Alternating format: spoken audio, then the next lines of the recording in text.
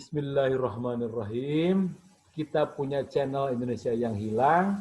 Hari ini kita punya subtema demokrasi bersih, demokrasi tanpa embel-embel politik fulus. Nah, kita ingin melawan demokrasi fulus, demokrasi abal-abal, demokrasi serangan fajar. Demokrasi yang tidak kita kehendaki, pemilu yang senantiasa makan uang banyak, pemilu yang tidak diinginkan oleh para pendiri bangsa. Assalamualaikum Pak Dr. Ujang.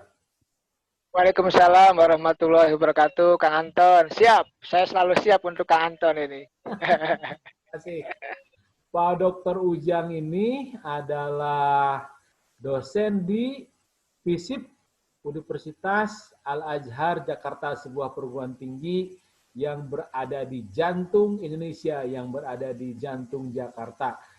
Malang melintang, Pak Ujang ini sekarang berada di berbagai channel YouTube, kemudian di media mainstream. Dengan mudah kita temui di televisi nasional. Pak Dokter, perihal demokrasi kita sudah sampai di mana? Kenapa kita terganjal oleh demokrasi fulus, demokrasi abal-abal? Saya mohon pendalaman nih Pak Dokter. Terima kasih sebelumnya. Ya, saya sangat sedih ya ketika kita bicara demokrasi. Kenapa? 22 tahun reformasi itu bukan demokrasi yang terkonsolidasi, bukan. Tapi apa yang terkonsolidasi? Yaitu apa? Politik dinasti dan oligarki. Nah, inilah yang membuat demokrasi menjadi rusak. Demokrasi menjadi dibajak. Demokrasi ya kan menjadi, mohon maaf, dibeli oleh kelompok oligarki dan politik dinasti itu untuk kepentingan mereka. Ini yang menjadi persoalan.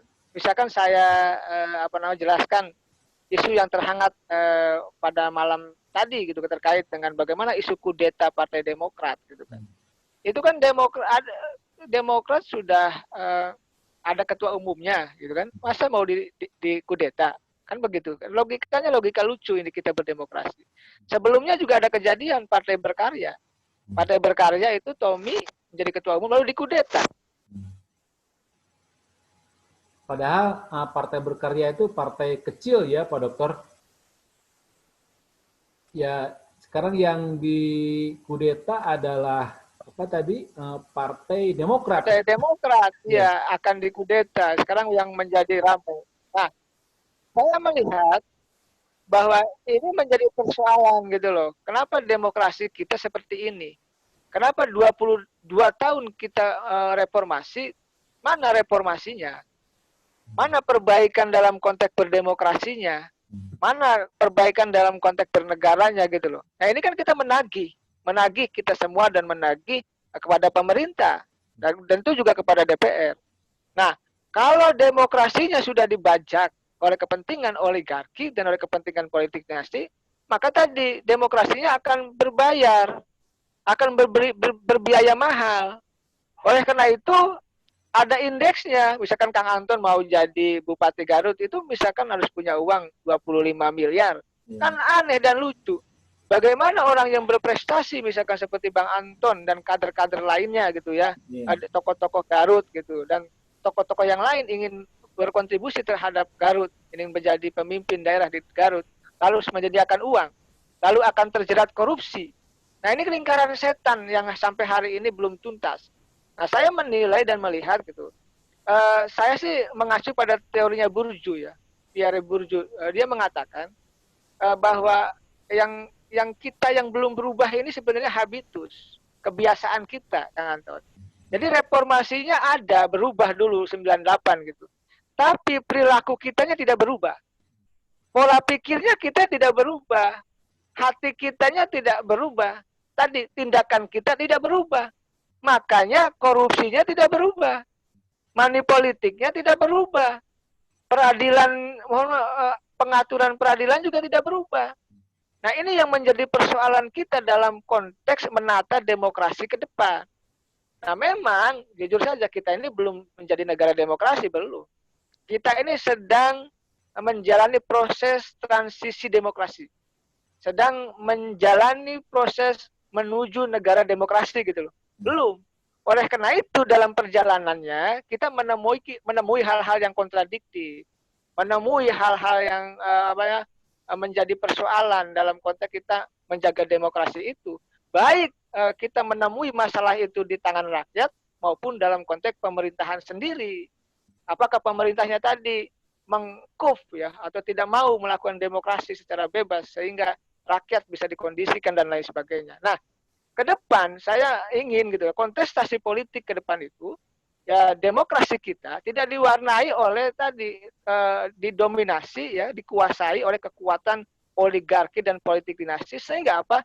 Sehingga demokrasinya tidak bermakna. Sehingga demokrasinya hancur.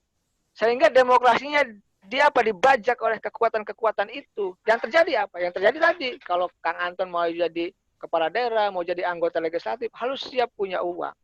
Harus punya uang sekian miliar dan lain sebagainya. Ini menjadi rusak. Oleh karena itu mohon maaf sekali lagi kita mengkritik bangsa ini. Oleh karena itu kita tidak maju-maju sebagai bangsa. Korupsinya di mana-mana. Perilaku suapnya di mana-mana. Ya kan money politiknya di mana-mana. Saya 2 minggu yang lalu ketemu seorang menteri ini Kang Anton. Saya cerita saja. Beliau itu salah satu katakanlah ketua pemenangan pemilu di partai besar di negeri ini. Dia mengatakan, dia mengevaluasi terkait pilkada-pilkada yang ada di partainya. Dia mengatakan bahwa apa yang terjadi? Sesungguhnya pilkada itu ya murni money politik. Kalau lawan memberikan 50.000 ya calon yang lain memberikan 70.000. Kalau lawan memberikan 100.000 ya calon yang lainnya memberikan yang lebih dari itu. Ya ini kan menjadi persoalan, bayangkan. Itu hasil kesimpulan ya kan kita ketika diskusi itu. Artinya demokrasi kita masih diwarnai oleh hal-hal yang seperti itu. Oleh karena itu demokrasi kita tidak tumbuh dengan alamiah, tidak tumbuh dengan baik. Oleh karena itu kita cenderung mohon maaf demokrasi kita menjadi demokrasi yang dibajak oleh kepentingan elit itu, Kang Anton, seperti itu.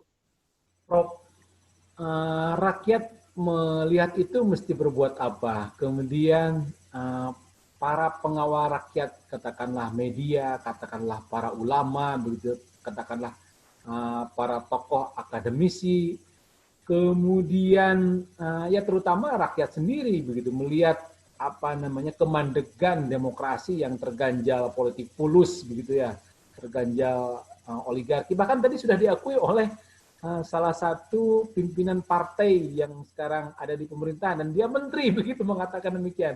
Gimana, Prof? Ya, kan begini sebenarnya Kang Anton. Saya tidak menyalahkan rakyat ya, tapi gini, psikologi rakyat itu psikologi ingin diberi.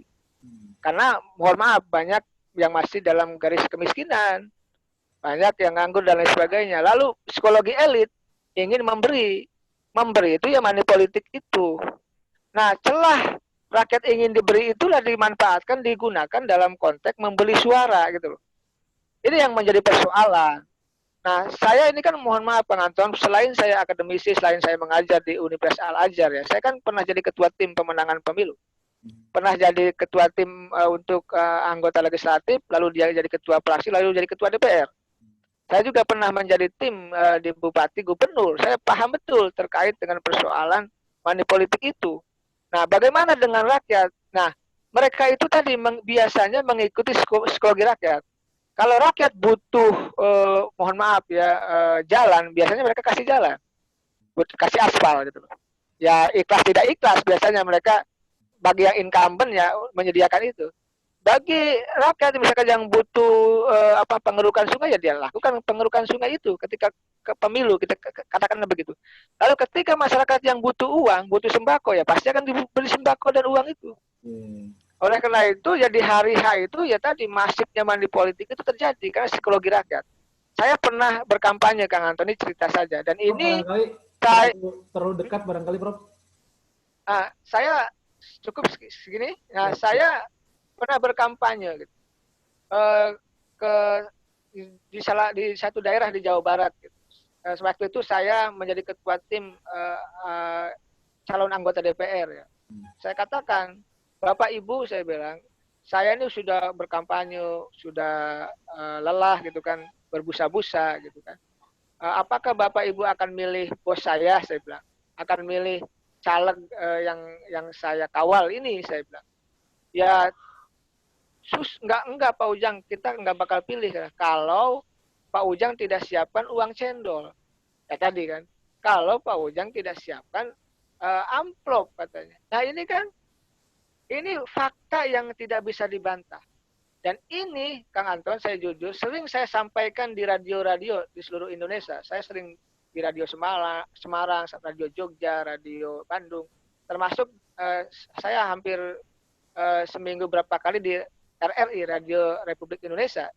Bahkan dalam satu momen tertentu membahas money politik.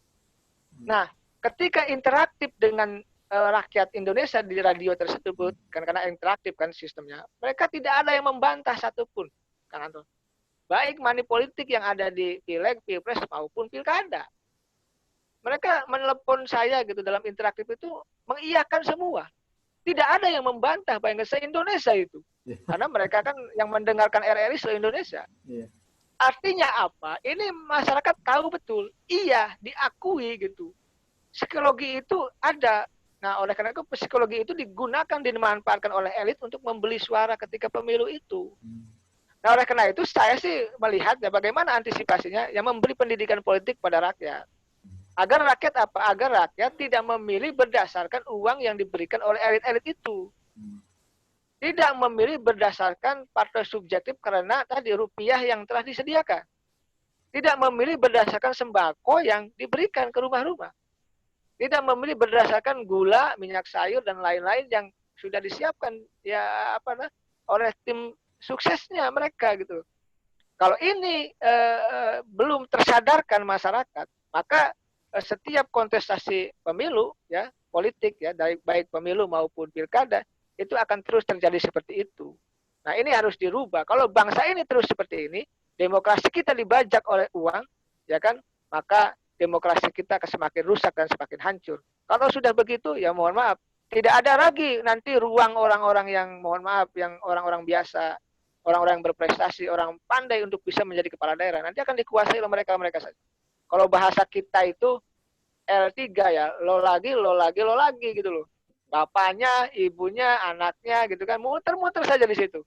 Tuker-tukeran aja nanti di DPRD, nanti di Pemda. Ya, tuker-tukeran. Nanti anaknya di DPR. Semua sudah seperti itu. Oleh karena itu sejatinya demokrasi itu membuka ruang kepada seluruh anak bangsa untuk bisa menjadi pejabat-pejabat di negeri ini. Nah, kalau ruang demokrasinya sudah dikunci, sudah ditutup oleh oligarki dan kepentingan politik dinasti itu, maka ruang-ruang itu akan tertutup. Kenapa? Karena seperti orang-orang seperti kita yang tidak punya uang akan sulit menembus itu.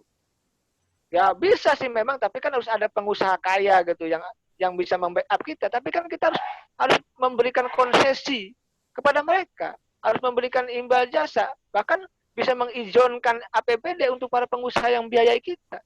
Ini kan beresiko dalam konteks pembangunan begitu. Siap. Bagi rakyat barangkali mesti diberitahukan kembali apa ruginya aliran mazhab politik oligarki atau saya sebut tadi politik serangan fajar itu. Sekali lagi bagi rakyat sendiri, bagi bangsa ini sendiri apa ruginya, Prof? Nah, ruginya ketika kita menerima misalkan 50.000 ya kan di hari H, cuma sekali. Dan dalam 5 tahun kita menderita.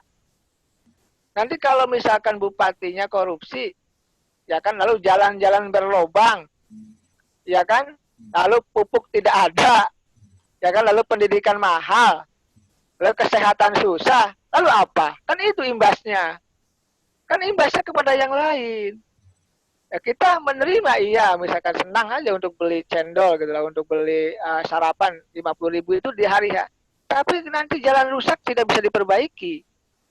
Orang miskin tidak bisa nanti bisa makan di daerah itu. Lalu infrastruktur lain juga rusak tidak diperbaiki. Tadi misalkan pupuk juga hilang, nggak ada. Ya kesehatan tadi saya ulangi mahal, pendidikan juga bisa mahal. Ya ini problemnya. Jadi kita hanya menerima setetes gitu ya. Tapi kita ruginya selama 5 tahun itu gitu loh. Kenapa? Karena APBD-nya mohon maaf dirampok bersama-sama. Ya mohon maaf ini saya kagak keras karena faktanya seperti itu. Akhirnya apa? Rakyatnya menjadi miskin. Sekarang saya tunjukkan kepada kita semua kepada Kang Anton dan kepada channel apa namanya Kang ini channelnya namanya Mencari Indonesia yang Hilang gitu ya, bersama saya ya di sini. Tunjukkan mana sih daerah-daerah yang berprestasi, ya kan? Ada sih, 1-2 ada. Tempo juga sudah merilis ada daerah dan kepala daerah yang berprestasi, hanya 1-10 orang lah, tidak banyak. Ya yang lainnya kemana? Yang lainnya rakyatnya masih miskin. Yang lainnya tidak punya terobosan yang baik. Yang lainnya mau rame-rame merampok APBD. Ya ini menjadi persoalan bersama. Jadi ruginya adalah ketika kita menerima money politik, 5 tahun kita menderita. Makanya banyak di daerah, mohon maaf, terjadi banjir, ya kan, terjadi longsor apa? Mohon maaf, karena bisa jadi ya, saya bukan menduga karena hutannya, gitu ya, kebunnya dihajar oleh pengusaha itu. Lahannya misalkan untuk perumahan, lahannya untuk membuat sawit dan lain sebagainya, atau ya itulah berisiko kalau kita menerima uang di hari H, lalu resikonya kita rugi selama 5 tahun itu karena banyak kebijakan yang dikeluarkan oleh mereka yang tidak berpihak pada rakyat itu. Karena apa? Karena mereka sudah merasa membeli kok. Saya sudah kasih kok katanya. Ya katakanlah 50.000 satu orang. Kalau jumlahnya jutaan kan bisa puluhan miliar gitu. Mereka para kandidat bupati itu untuk menyuap itu, membeli suara di hari H itu.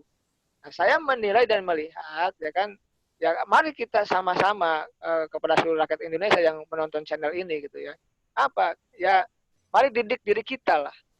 Keluarga kita, lingkungan masyarakat kita agar tidak mengambil money politik ya kan, atau tidak memilih berdasarkan kepada uang yang diberikan oleh orang.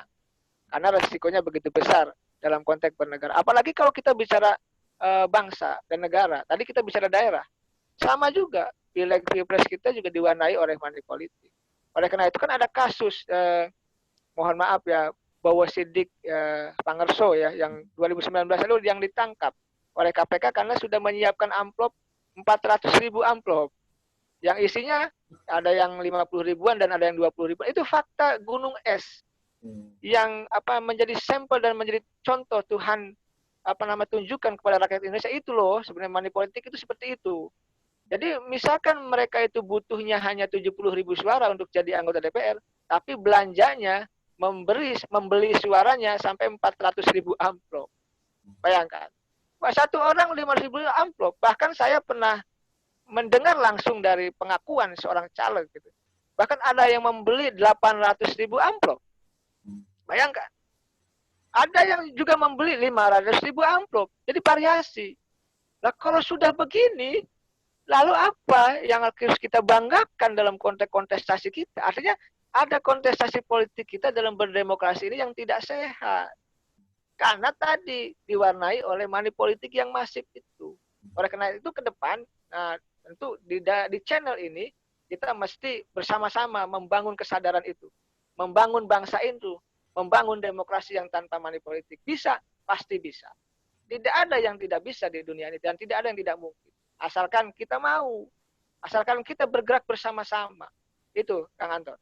Oke. Tadi dikatakan salah satu jalan keluarnya adalah memberikan pendidikan politik. Pertanyaannya pendidikan politik seperti apa? Dan itu barangkali mesti intensif gitu ya, mesti dawam. Kan begitu Prof ya?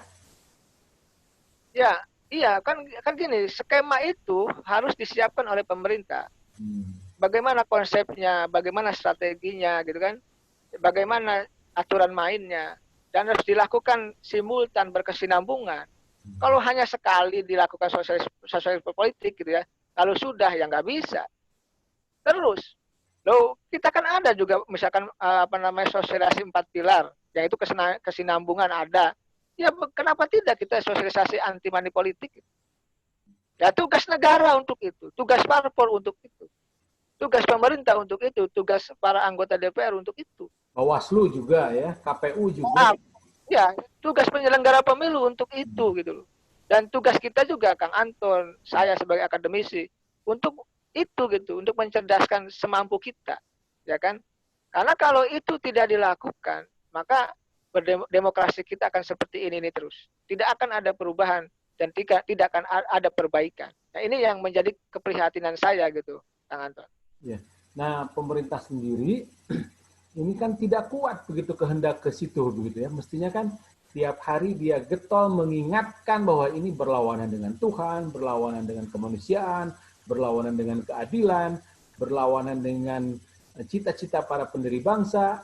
Tapi nampaknya suara dari pemerintah untuk melawan itu tidak kuat, bahkan kendur, bahkan ya saya nggak susah juga kalau mengatakan tidak ada gitu. Ini sepertinya kita berjalan di arah yang salah nih, Prof. Iya, kita ini mohon maaf ya, berjalan sendiri-sendiri. Pemerintah jalan sendiri, DPR jalan sendiri, gitu. Wakil rakyatnya jalan sendiri, lalu rakyat juga jalan sendiri. Ini yang menjadi problem. Oleh karena itu ya tadi jangan sampai misalkan partai koalisi yang berkuasa di pemerintah itu tadi memikirkan diri sendiri. Ini bukti Repotnya, autopilot. Ya. iya, repotnya adalah partai-partai politik itu kan tadi salah satu epicentrum korupsi, epicentrum pelaku, mohon maaf ya, money politik kan di situ. Nah ini ketika mereka berkuasa, ketika mereka misalkan membangun koalisi di pemerintahan, maka perilakunya pun tidak mengarah kepada perbaikan untuk demokrasi kan. Tidak mengarah untuk perbaikan untuk menghilangkan money politik itu karena mereka bagian daripada pelaku itu. Nah ini yang sebenarnya lingkaran setan yang harus diperbaiki. Tapi ke depan tentu saya punya keyakinan dan saya tetap optimis. Kalau partainya berubah, partai itu kan di hulu. Dia merekrut anggotanya untuk disiapkan untuk menjadi calon-calon pemimpin di negeri ini. Kalau partainya baik, maka pemerintahannya baik, baik dalam konteks daerah maupun dalam konteks pusat. Tapi kalau partainya rusak gitu ya, sudah diwarnai money politik dalam kontestasi demokrasinya, dalam pemilihan-pemilihan di pemilu maupun pilkada, itu akan menjadi rusak. Jadi sesungguhnya mari kita perbaiki semua hal ya, baik dalam konteks infrastruktur maupun suprastruktur partai. Kenapa? Kalau kita tidak mengevaluasi apa yang telah kita lakukan, maka mohon maaf sekali lagi demokrasi kita hanya akan berjalan seperti ini saja. Bahkan akan cenderung mundur. Bahkan akan cenderung setback. Bahkan yang akan rugi adalah kita sendiri bahwa ke depan kalau demokrasinya tidak jalan, kalau demokrasinya sudah dibajak, sudah dikuasai oleh elit dan kelompok tertentu, maka mohon maaf, rakyat akan hanya menjadi sebagai objek, bukan menjadi subjek. Ini yang kita tidak ingin. Sedangkan konsep demokrasi adalah pemerintahan dari rakyat oleh rakyat untuk rakyat. Ya kalau rakyatnya ditinggalkan, kalau rakyatnya miskin, kalau rakyatnya tidak berkuasa, yang berkuasanya elit, politik, oligarki, dan dinasti itu, lalu buat apa berdemokrasi? Kan begitu. Oleh karena itu, mari kembalikan kekuasaan itu pada rakyat. Gitu kan. Mari kita berikan pendidikan yang kuat kepada rakyat, agar rakyat menjadi, mohon maaf ya, masyarakat yang cerdas. Ketika masyarakat sudah menjadi masyarakat yang cerdas, maka akan tahu, mohon maaf, akan tahu hak dan kewajibannya. Nah, kalau sudah tahu hak dan kewajibannya, dia akan membangun kesadaran untuk memilih calon kepala daerah yang terbaik, akan memilih calon presiden yang terbaik, akan memilih calon anggota legislatif yang terbaik. Bukan seperti saat ini, karena rakyat dibeli sesuatu, maka memilih sesuai dengan yang keinginan yang memberi itu. Oleh karena itu kita harus evaluasi total dalam konteks membangun demokrasi ke depan, Kang Anton. Oke. Terima kasih, Prof, atas infak waktu dan ilmunya. Selamat beraktivitas. Oke, barangkali ada kata penutup begitu dari Pak Dokter. Silakan, Pak Dokter. Ya, saya hanya ingin mengatakan satu saja. Kita sudah sepakat berdemokrasi. Maka jaga demokrasi ini dengan baik. Jangan juga demokrasi lalu disusupi ya, dibajak untuk kepentingan tertentu, lalu muara-muaranya adalah berujung pada uang gitu. Demokrasi yang tadi sesuai dengan judul kita ya, demokrasi yang dibumbui, yang diwarnai oleh maraknya money politik dalam kontestasi politik. Oleh karena itu ke depan yang paling penting adalah kita membangun kesadaran diri kita lah, termasuk diri saya, masyarakat sendiri, bahwa ketika kita diberi sesuatu, diberi uang atau diberi sembako, itu pasti akan ada dampaknya. Dampaknya apa? Dampaknya tentu kerugian-kerugian di masa yang akan datang di 5 tahun itu. Oleh karena itu, kalau kita menjadi pemilih yang cerdas, menjadi rakyat yang cerdas, maka kita tidak akan menerima uang itu. Atau bisa jadi misalkan gini, sekarang itu masyarakat agak cerdas. Kita ambil uangnya tapi jangan pilih orangnya katanya. Tapi itu pun tidak baik. Yang baik adalah jangan ambil uangnya, pilihlah yang terbaik. Ya, kenapa? Bangsa ini perlu ditata, bangsa ini juga perlu diperbaiki, demokrasi kita juga perlu ditata, demokrasi itu perlu kita perbaiki. Nah, kalau bukan kita siapa lagi? Kalau tidak sekarang kapan lagi? Itu yang harus kita tanamkan. Terima kasih Kang Anton atas waktu dan kesempatannya, dan terima kasih seluruh masyarakat Indonesia. Mudah-mudahan bermanfaat bagi kita semua. Ya, makasih Prof. Assalamualaikum warahmatullahi wabarakatuh. Waalaikumsalam warahmatullahi wabarakatuh.